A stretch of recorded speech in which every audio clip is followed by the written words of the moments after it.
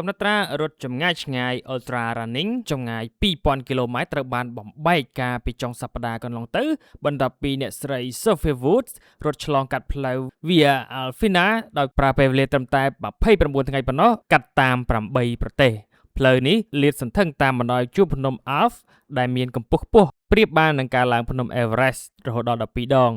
ស្ត្រីវ័យ42ឆ្នាំសញ្ជាតិ Nouvelle Zélande រូបនេះចាប់ផ្ដើមរត់កាលពីថ្ងៃទី4ខែកក្កដានៅក្នុងប្រទេសអ៊ីតាលីដោយរត់កាត់ប្រទេសស្លូវេនី អូទ្រីស អាល្លឺម៉ង់ លិចតេនស្តាញ ស្វីសនិងបារាំងមុនពេលមកដល់ទីព្រ័ត្រនៃឆ្នេរសមុទ្រ Mediterranean ក្នុងប្រទេស Monaco កាលពីយប់ថ្ងៃសៅរ៍ទី1ខែសីហានេះក្នុងបេសកកម្មដ៏អស្ចារ្យមួយនេះអ្នកស្រីត្រូវប្រឈមនឹងបញ្ហាជាច្រើនពលរួមមានរលកកម្ដៅក្តៅខ្លាំងព្យុះភ្លៀងសិលឥតិចខំនិងភ្លើងឆេះប្រៃដែលបង្ខំឲ្យអ្នកស្រីរត់វាងបន្ថែមចម្ងាយ5គីឡូម៉ែត្រនិងការឡើងជម្រាលភ្នំដ៏គ្រោះថ្នាក់កម្ពស់200ម៉ែត្រទៀតផង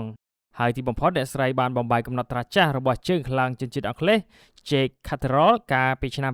2024ដែលប្រើពេល35ថ្ងៃអ្នកស្រី Woods បានប្រាប់ BBC Sport ថាខ្ញុំសប្បាយចិត្តខ្លាំងណាស់ប៉ុន្តែខ្ញុំលុះព្រលឹងអស់ហើយ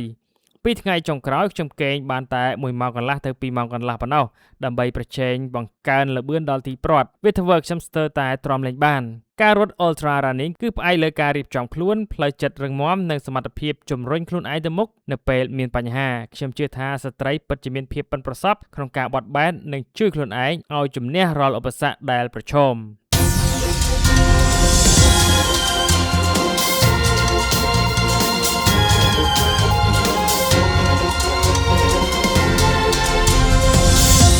AMS Sport ដើម្បីកីឡា